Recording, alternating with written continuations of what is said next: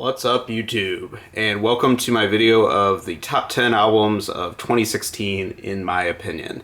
So first thing I'll start off is haven't really been making any record or CD videos lately just because of pretty much lack of interest, but making top 10 lists is always fun for me, so I decided to go ahead and do this one. If you would like to see some more of my music pickup style videos, please let me know in the comments, just because I haven't made one for a long time. Doesn't mean I'm still not picking up a lot of stuff. I certainly am. So we're going to go ahead and talk about, again, the top 10 albums of 2016 that I like the best. So of that, I'm going to start off by just saying this year was pretty weird in that none of these albums were by bands that I didn't already know before this year. And maybe that's a sign of getting old and just not discovering as much new music. But what really caught my ear was stuff that, I was already into in some capacity. So just wanted to throw that out there as a preface to this. But if there is some stuff that you think that is similar to the bands that I liked in this list, please let me know in the comments. Again, I'm certainly looking for maybe some stuff I missed out on during this year. And by stuff I missed out on this year, please do not suggest car seat headrest. That is just garbage. But anyways, we're going to go ahead and get started. So first thing on here is actually an honorable mention. The reason this one's an honorable mention is because it's not technically a proper album, and it's more of a reissue. But this is the Angry Angles compilation, I guess you could call it, which is Jay Reatard and his former girlfriend, Alex Brown. Compilation of all their singles and also some unreleased material that they put out in the mid-early 2000s. And if you like Blood Visions era Jay Reatard, this is very similar to that. Recorded about the same time, some overlap even with some of the songs on the bonus material, but stands up just about as well in my opinion. And the songs that Alex Brown contributed really stand up well too, so really like this this album, if you want to call it that. It is, like I said, more of a compilation. It has stuff from all their singles that they put out during the time, and there's even some bonus live songs that you get as a download with this, so it's a very nice package. So like I said, that's more of an honorable mention, but I thought I would definitely include it in my list because I listened to this a lot. Next one is also an honorable mention. This is the brand new album by the Minders. It's called Into the River. This one is not quite as good as anything in my top 10. However, I really wanted to mention it just because it was so out of left field that this got released. Minders have not released an album since 2003, I believe. And it's my understanding this was more like a Kickstarter type of thing. I don't even think it really had U.S. full distribution. I happened to find it because I was in their native Portland a couple months ago and just stumbled on it in a record store, but I had no idea this actually came out in physical form. Pretty good, but like I said, just not quite to the tier of my top 10 picks, but I wanted to throw it out there just because as far as older bands I was very into, this was certainly one of them, and I was just definitely a welcome reunion album, so wanted to include it. So the rest of these will go in order, so from number 10 to number 1. And number 10 is the new album by Dinosaur Jr. It's called Give a Glimpse of What You're Not. Has that awesome cover on it with lots of purple, as J Mascis typically likes. And it's a good album, but it doesn't really stand up there with like the top tier stuff. I would say of the reunion albums they've put out, this is probably my least favorite of those, but maybe it's just because I haven't given it enough time. So I included it in my list, but it's a little bit lower than pretty much most of the rest of these. So just wanted to give a shout out to it because I do like Dino Jr., but didn't think it's one of their best. Speaking of not one of their best, this is number 9, and this is the unexpected new Guided by Voices album. So what I want to preface this by saying is Guided by Voices is my favorite band. This normally probably would have ranked very high on my list. However, of the things that Robert Pollard put out during this year, they all seem to be unlike the band that he was trying to represent at the time, and that'll make more sense here in a moment. So what I would say about this album is this Guided by Voices release was unusual in that he played all the instruments on it for the first time ever. And it really felt more like a typical, unusual side project that Robert Pollard would put out under some obtuse name. Not a bad record, but just really didn't have that true Guided by Voices feel that you kind of came to expect. So of that, like I say, I included it in my list, but I would say it's somewhat low. As far as the live version of Guided by Voices right now, they are firing on all cylinders. They have their original guitarist Doug Gillard back in the band, or not original, but late 90s guitarist. And as you can see, I saw them twice this year and stuck my ticket stubs in here. So Please Be Honest is included in my list, but it's just such an untypical Guided by Voices album. It really feels more like a side project than a true Guided by Voices album. So then we have what I would tie with that album as number 9 on my list is the release by ESP Ohio. So here you have a more traditional, unusual side project, one-off band that Robert Pollard put together. With the notable thing being that this is the first album that Doug Gillard appeared in back, coming back into the group. So I had higher expectations for this. I thought this was going to be just this very exciting side project type thing that was really just signaling Doug's return to the band. It really has more of a Robert Pollard solo album style to it, in that most of the songs are very kind of mid-tempo, a little bit plodding, don't really have that super exciting Doug Gillard wild guitar sound, except for maybe on 2 or 3 songs. So I tied this as number 9 because this is the obtuse side project Robert Pollard album that sounds more like a Robert Pollard solo album. Again, very strange year for how he marketed his stuff. So anyway, number 9 is that. Number 8, we have another uncharacteristic album. This is Ty Segall's Emotional Mugger, and this came out all the way back in January this year. I included in my list because I really liked the very purposeful left turn the band took on this. Different players on the album, totally different sound to it, a lot more electronics and weirdness basically to it, but I included it because the tour supporting this was a lot of fun, and the songs on this record came to life live for sure. Also gotta dig the creepy baby art all over the artwork, and definitely part of the live show as well.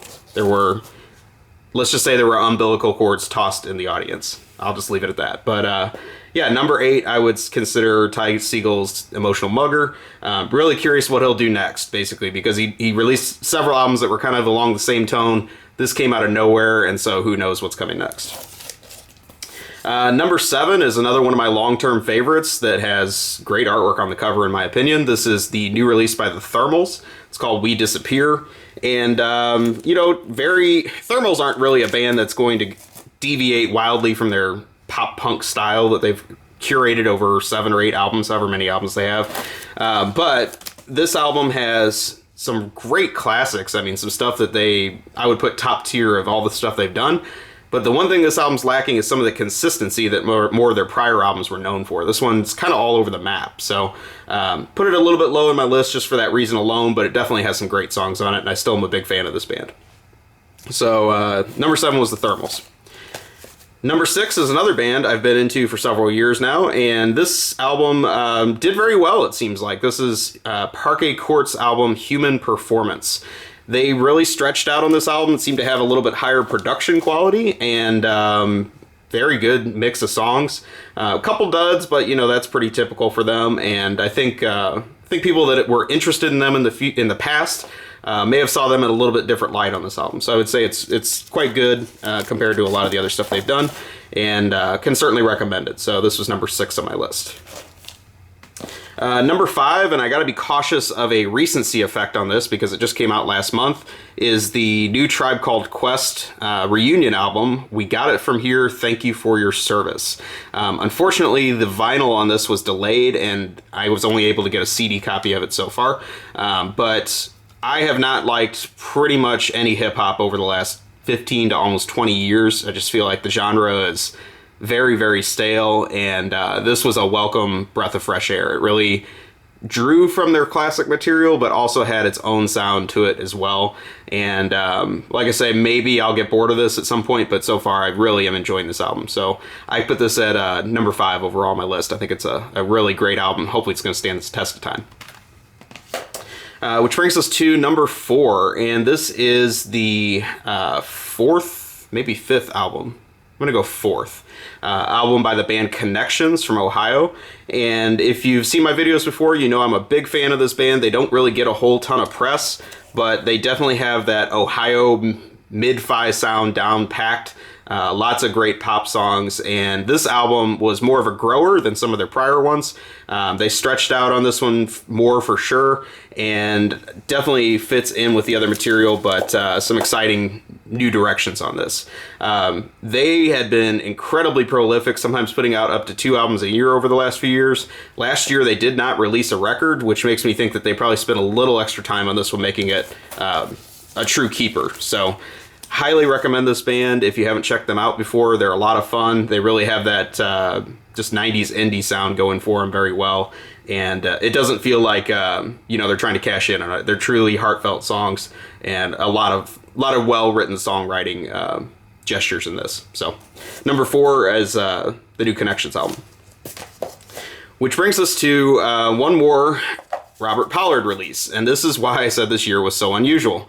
So I had been buying his solo albums for several years, because he's been putting out more solo albums than actual Guided by Voices albums, and they really were getting very, very stale. It was the same producer that was working with him on all the albums. They just all had a similar mid-tempo style. They weren't very exciting. Well, so this one, when it came out, I just figured, I'm not even buying the vinyl. I'll just buy the CD at one of the shows. Went in with no expectations, and this one blew me away more than anything else he released this year. So this is his solo album, Of Course You Are. And what makes this one very different is, he was recording with a new musician, Nick Mitchell, who is a Dayton native. And Nick played, I believe, all, if not most, of the instruments on this, as well as produced it. That really gave it a much more exciting sound than the stuff he'd been doing with Todd Tobias. So overall, even though this is his solo record, I feel this is the album that sounded more like a classic Guided by Voices record than anything else he did this year. So very hot guitar playing on this, and really a lot of fun. I do want to get this one on vinyl now, but I ranked it very highly, and this is my favorite Robert Pollard related release of the year for sure. Also just a really cool cover. So anyway, number 3, Of Course You Are. So number 2 is another band that I've been into for years, and I pretty much buy anything they put out. And this album also stood out for me. This is the newest OC's record. It's called A Weird Exits. And outside of that super cool cover on it, really the band has come into its own on this. John Dwyer, created a new band about 2-3 years ago, and they've just gotten stronger since that latest incarnation. 2 drummers playing on this album at the same time, which really stands out. They're also playing live with 2 drummers, and it's a lot of fun. And this one also really goes out in some interesting psych and also like German sounds on it. I would say like krautrock in a way. Very, compared to their last album, which had like a couple singles on it, I would say, at least in sound. This one is more of just an album, but really feels like a classic. I think this one's going to stand up for a long time compared to a lot of the other material. So very much enjoyed A Weird Exits by the OCs, and I put it at number 2 on my list.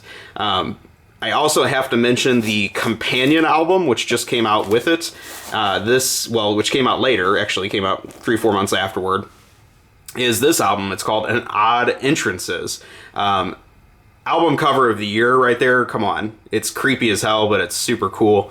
But this is the more subdued, recorded at the same sessions, it sounds like, but just much more mellow companion album to A Weird Exits.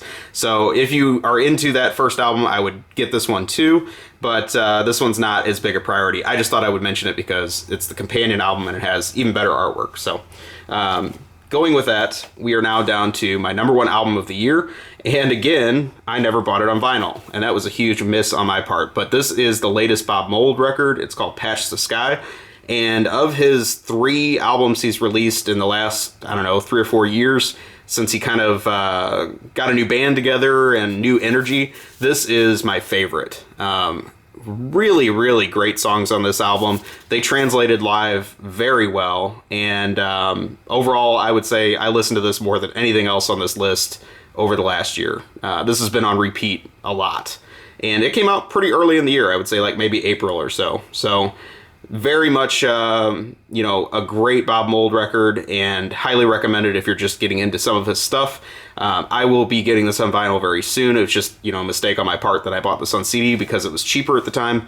But overall, my favorite record of the year. So hope you enjoyed this list. If you, again, know any other stuff that kind of fits the mold of what I'm into here, please let me know in recommendations in the comments. And thank you very much for watching. Have a great day or night wherever you are, and I will talk to you soon.